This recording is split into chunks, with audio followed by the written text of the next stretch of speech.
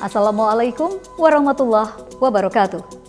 Selamat bergabung kembali pada Info Kampus di SJTV. Bersama saya Eka Margianti yang akan menemani Anda dalam Info Kampus edisi Minggu 17 Juli 2022. Berikut cuplikan berita utama dalam Info Kampus kali ini. Universitas Pamulang dan Universitas Telkom melangsungkan penandatanganan nota kesepahaman. Universitas Pamulang bersama Masjid Darul Ulum menggelar pemotongan hewan kurban. SMK Sasmita Jaya 1 dan 2 menggelar pemotongan hewan kurban dalam rangka Idul Adha 1443 Hijriah. Ormawa Universitas Pamulang berbagi untuk penyintas bencana di Kabupaten Bogor. Selain berita tadi, kami juga akan sampaikan berita menarik yang kami rangkum selama 30 menit ke depan. Inilah Info Kampus selengkapnya. Kita awali dengan informasi pertama. Universitas Pamulang melangsungkan penandatanganan nota kesepahaman dengan Universitas Telkom pada 6 Juli 2022.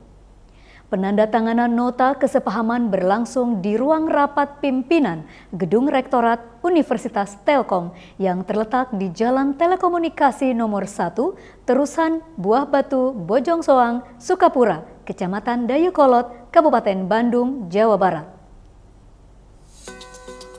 Rektor Universitas Pamulang, Dr. Enurzaman AM.MM.MSI, ditemani oleh Wakil Rektor 1 Bidang Akademik Ubaid Al-Faruq MPD, Wakil Rektor 4 Bidang Kerjasama, Dr. RR Dewi Anggraini SHMH, dan Wakil Ketua IT Center M. Irham Eskom Mkom, melakukan kunjungan ke Universitas Telkom. Kedatangan Universitas Pamulang adalah untuk melangsungkan penandatanganan nota kesepahaman antara Universitas Pamulang dan Universitas Telkom. Kegiatan tersebut berjalan dengan baik dan dimulai dengan menyanyikan lagu kebangsaan Indonesia Raya. Kegiatan berikutnya dilanjutkan dengan menyaksikan video profil dari kedua universitas. Kedatangan Universitas Pamulang di Universitas Telkom disambut langsung oleh rektor dan beberapa dekan fakultas. Sambutan dari Universitas Telkom dilakukan oleh Profesor Dr. Adi Wijaya SSI MSI selaku Rektor Universitas Telkom. Dan berikutnya Dr. Enurzaman AM.MM.MSI selaku Rektor Universitas Pamulang. Setelah kedua belah pihak melakukan sambutan, akhirnya tiba pada kegiatan utama, yaitu penandatanganan nota kesepahaman antara universitas. Penandatanganan kerjasama tersebut berfokus tentang Tridharma Perguruan Tinggi, pengembangan sumber daya institusi, dan juga Merdeka Belajar Kampus Merdeka atau MBKM. Dalam kegiatan rapat penandatanganan tersebut, dari Universitas Telkom turut hadir beberapa dekan fakultas, antara lain Dekan Fakultas Teknik Elektro, Rekayasa Industri, Ekonomi dan Bisnis, Komunikasi dan Bisnis, Ilmu Terapan, dan Industri Kreatif. Dengan hadirnya para dekan tersebut, ini memberikan pemahaman betapa antusiasnya dan pentingnya terkait pentingnya kerjasama tersebut. Karena tentunya tujuan utama dari kerjasama ini adalah untuk mencerdaskan kehidupan bangsa. Bismillahirrahmanirrahim. Assalamualaikum warahmatullahi wabarakatuh. Saya Profesor Adi Wijaya, Rektor Telkom University. Hari ini saya kedatangan tamu dari Universitas Pamulang, Pak Rektor beserta jajaran, dan alhamdulillah kita sudah melaksanakan MOU antara Telkom University dengan Universitas Pamulang. Saya sangat senang dengan kerjasama ini karena ternyata kedua universitas ini memiliki purpose yang sama. Yang satu berbagi untuk negeri, yang satu contribute to the nation. Jadi ini insya Allah bisa mendatangkan keberkahan, di mana keberkahan itu tidak hanya untuk kedua universitas, tapi lebih jauh adalah untuk bangsa ini. Amin. Insya Allah kita berkolaborasi menjadi saling menguatkan untuk sekali lagi berkolaborasi membangun negeri. Terima kasih. Assalamualaikum warahmatullahi wabarakatuh. Tio Sadewa melaporkan untuk SJTV. Universitas Pamulang bekerja sama dengan pengurus Masjid Darul Ulum Universitas Pamulang menyelenggarakan pemotongan hewan kurban pada 10 Juli 2022. Pemotongan hewan kurban berlangsung dalam rangka memperingati Hari Raya Idul Adha 1443 Hijriah di Masjid Darul Ulum Kampus 2 Universitas Pamulang, Buaran, Kota Tangerang Selatan. Pemotongan hewan kurban dihadiri oleh Wakil Rektor 1 Ubaid Al-Faruq MPD dan Wakil Rektor 4 Dr. RR Dewi Anggraini SHMH dengan jumlah hewan kurban sebanyak 14 ekor sapi dan 2 ekor kambing. Panitia pemotongan hewan kurban dari berbagai prodi. Adapun hiburan dari tim Marawis Mahasiswa Akuntansi S1 Universitas Pamulang yang memeriahkan dengan gema takbir dan sholawat. Dr. Sofyan Hadi Musa SKMA mengakui jumlah hewan kurban tahun ini lebih banyak dibandingkan dengan tahun sebelumnya. Ketua DKM Masjid Darul Ulum Universitas Pamulang, Subhan Fadli MA, mengucapkan terima kasih kepada pihak yang telah terlibat dan membantu atas suksesnya pemotongan hewan kurban. Maraselina Raharjo dan Yuda melaporkan dari Universitas Pamulang. Keluarga besar SMK Sasmita Jaya merayakan Hari Idul Adha 1443 Hijriah. Informasinya akan kami sajikan usai jeda berikut ini. Tetaplah bersama kami.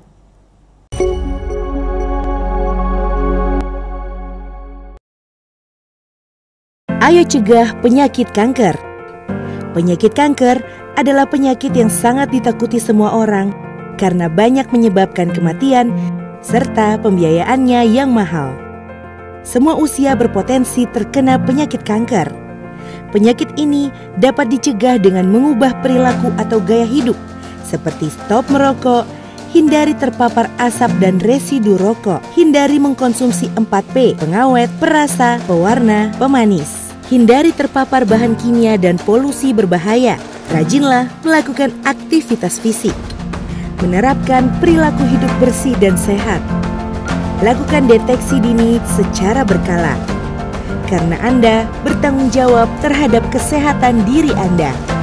Jangan tunda. Ayo hidup sehat untuk cegah penyakit kanker.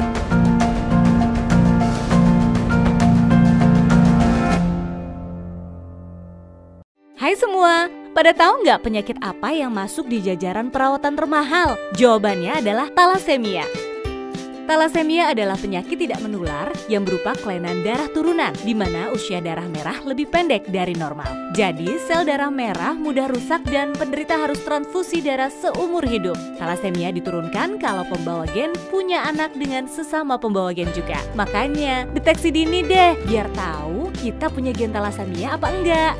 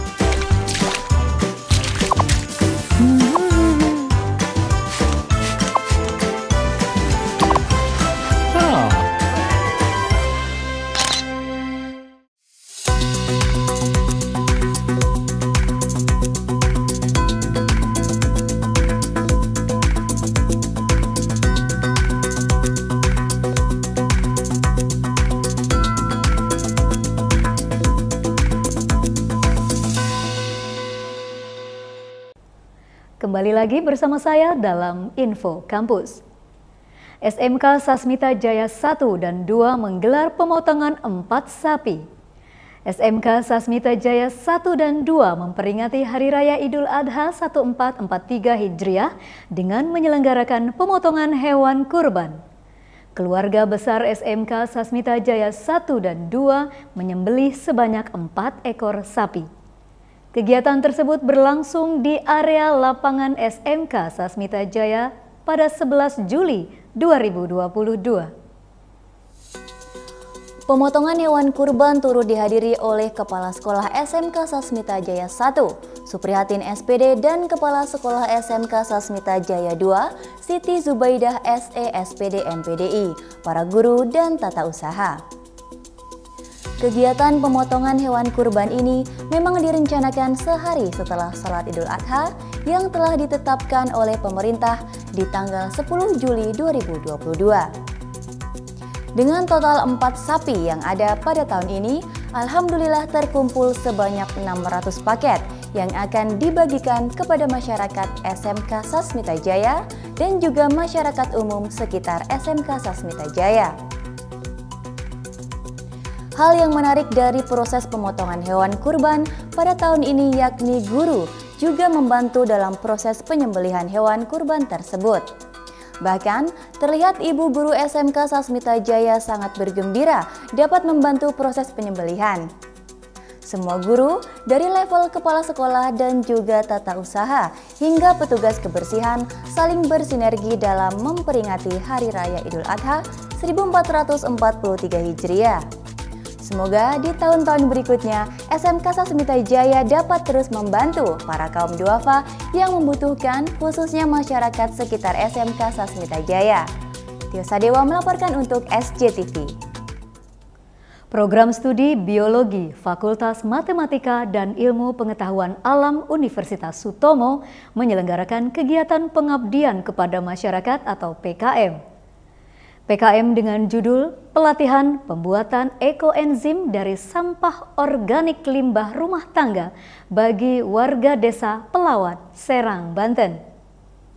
Pengabdian kepada masyarakat berlangsung pada 16 Juni 2022 di Desa Pelawat, Serang, Banten. Kegiatan pengabdian masyarakat merupakan salah satu bagian dari Tridharma Perguruan Tinggi yang meliputi usaha-usaha nyata untuk meningkatkan kualitas sumber daya manusia. Salah satunya adalah kepedulian terhadap lingkungan. Tentunya hal terkecil berasal bagaimana cara kita mengolah sampah-sampah yang ada di ruang lingkup rumah tangga. Pengelolaan sampah salah satunya dapat dilakukan dengan mengubah sampah menjadi bahan yang bermanfaat seperti ekoenzim. Pembuatan ekoenzim dapat menggunakan sampah organik hasil limbah rumah tangga. Maka perlu sosialisasi dan pelatihan bagi masyarakat terhadap pengelolaan sampah rumah tangga menjadi ekoenzim yang dapat dimanfaatkan menjadi pupuk organik, pembersih serbaguna, mengusir hama tanaman, dan sebagai penetral polutan yang ada di lingkungan sekitar. Sebagai dosen Universitas Sutomo dan juga sekaligus ketua kegiatan, Ihsan Gatot Aji Prasetyo SPD MSI menjelaskan selain memberikan pengetahuan terhadap masyarakat mengenai metode pengelolaan sampah rumah tangga, kegiatan ini juga dapat membantu masyarakat dalam mengelola sampah rumah tangga. Karena dalam pengabdian ini memberikan pelatihan pembuatan ekoenzim dari sampah rumah tangga. Tio Sadewa melaporkan untuk SJTV. Ormawa Universitas Pamulang berbagi untuk penyintas bencana di Kabupaten Bogor. Sesaat lagi, hanya di Info Kampus.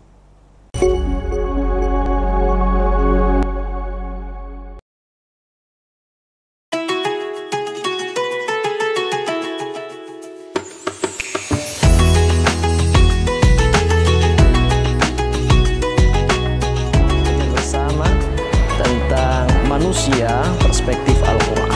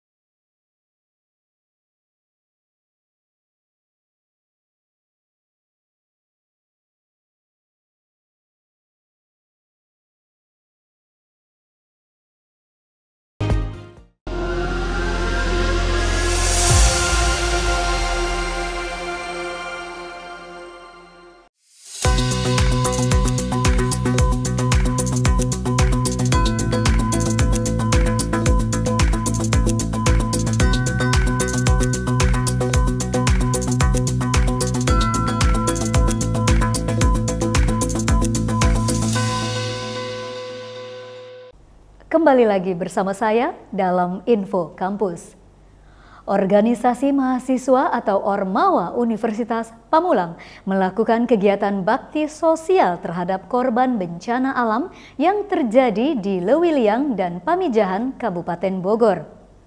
Perwakilan Ormawa Universitas Pamulang mendatangi pemukiman yang terdampak bencana banjir di Desa Puraseda, Kecamatan Pamijahan, Kabupaten Bogor pada 9 Juli 2022. Sebagai generasi muda yang peduli dengan bangsa, sudah menjadi kewajiban membantu terhadap sesama, setidaknya yang berada di sekitaran Universitas Pamulang.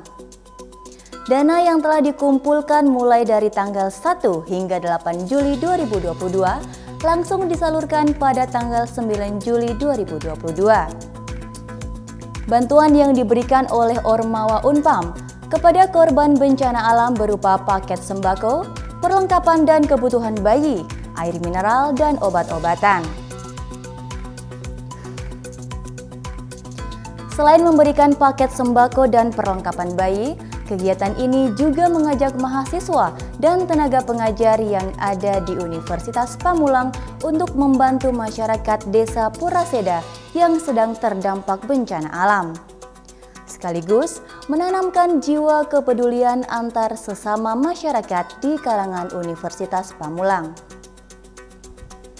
Selaku ketua kegiatan, Muhammad Rizky Direja mengungkapkan rasa terima kasihnya kepada mahasiswa dan juga masyarakat di lingkungan Universitas Pamulang yang sudah membantu melalui doa dan juga sumbangsinya terhadap lancarnya kegiatan ini, dan juga mengucapkan rasa terima kasih kepada Wakil Rektor 3 Bidang Kemahasiswaan, Dr. M. Wildan SSMA, yang telah memberikan izin untuk dapat menyalurkan rasa simpatik dalam bentuk nyata.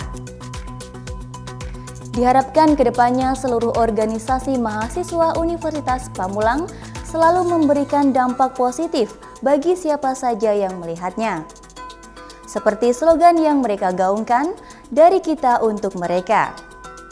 Tio Sadewo dan Mikdad melaporkan untuk SCTV. Unpam FC mengikuti pertandingan kedua dalam PSUMJ Cup. Pertandingan kedua Unpam FC melawan Perbanas Institut yang berlangsung pada 30 Juni 2022. Pertandingan Unpam FC melawan Perbanas Institut berlangsung di Stadion UMJ pukul 9 waktu Indonesia bagian Barat. Pertandingan kedua ini merupakan pertandingan yang diharapkan oleh Unpam FC sebagai titik balik pada PSUMJ Cup, yang mana pada pertandingan pertama Unpam FC dikalahkan dengan skor 0-1 oleh Universitas Negeri Jakarta. Tetapi, sekali lagi Unpam FC harus mengakui kehebatan lawannya, yaitu Perbanas Institut dengan kekalahan 0-2. Kiper Unpam FC mengalami cedera di tengah pertandingan berlangsung dan akhirnya digantikan pada babak pertama. Dengan hasil pada pertandingan ini, tim Unpam FC berada di posisi kelima dari 5 tim yang ada. Dua kekalahan ini semoga bisa menjadi pengalaman berharga bagi Unpam FC. Diharapkan pada sisa 2 pertandingan melawan Universitas Kristen Indonesia dan Universitas Muhammadiyah dapat menunjukkan permainan terbaiknya. Oke, untuk pertandingan hari ini ya lumayan bagus, anak-anak semuanya main tetap walaupun kalah juga kedepannya mungkin bisa lebih baik lagi ya, karena kan tadi di babak pertama kita lebih menguasai bola, cuman karena emang belum rezekinya di babak kedua kita berbalik malah kalah jadinya. Tapi untuk kedepannya insya Allah bisa lebih baik lagi karena masih ada sisa 2 pertandingan, bakal dimaksimalkan semaksimal mungkin. Ketiga insya Allah kita kayaknya sepertinya lawannya Universitas Kristen Indonesia ya. Di situ dia juga bagus juga komposisi pemainnya semuanya, tapi kita juga nggak mau kalah ya, karena kita ada 2 pertandingan ini kalah. Sisa kedua pertandingan ini mau nggak mau kita harus menang dan nggak ada kata kalah. Ya buat strategi kedepannya kemungkinan pemain semuanya nanti akan dipanggil-panggilin lagi ya, karena selebihnya kan masih banyak yang belum dipanggilin. Ya ini hanya pemain-pemain yang pemain baru maba-maba, tapi untuk senior insya Allah kedepannya akan tampil lagi, akan lebih all out. Tio Sadewo dan Yuda melaporkan untuk SCTV. Pemirsa, informasi mengenai pertandingan kedua Unpam FC sekaligus mengakhiri pertemuan kita hari ini. Saya Eka Margianti, mewakili seluruh tim redaksi dan kerabat kerja yang bertugas mengucapkan terima kasih atas kebersamaan Anda.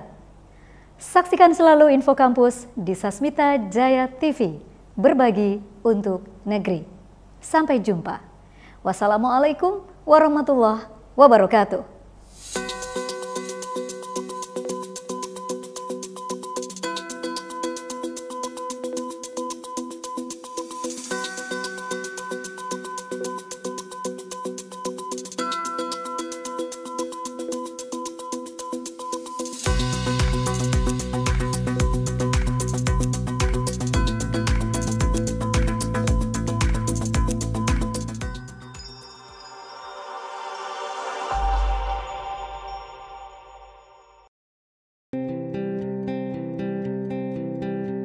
Talasemia adalah penyakit kelainan darah, di mana umur darah 2-4 kali lebih pendek dibanding darah normal.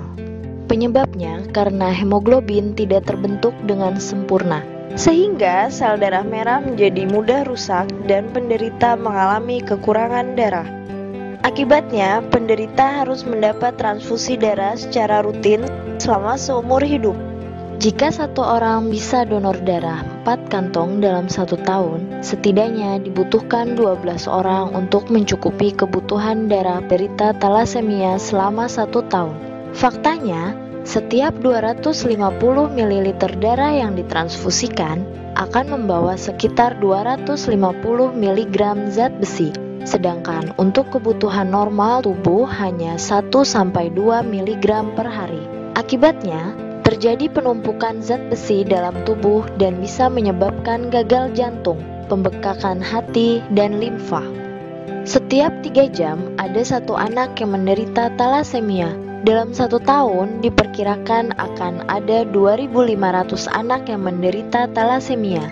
Angka ini akan terus bertambah setiap tahunnya. Diperkirakan tahun 2020 nanti lebih dari 20.000 anak Indonesia menderita talasemia. Ini 2 kali lipat dari jumlah kelahiran bayi di Indonesia setiap hari, atau hampir 4 kali lipat dari jumlah penderita talasemia saat ini. Talasemia terbagi menjadi 2, talasemia mayor dan talasemia minor. Talasemia mayor adalah orang yang menderita penyakit talasemia, sedangkan talasemia minor hanya sebagai pembawa gen talasemia dengan gejala anemia ringan, sehingga mereka tidak perlu pengobatan talasemia. Secara fisik, pembawa talasemia tidak dapat dibedakan dengan manusia yang memiliki sel darah normal. Mereka bisa bekerja, menikah, dan melakukan aktivitas lainnya, bahkan mampu mendonorkan darah.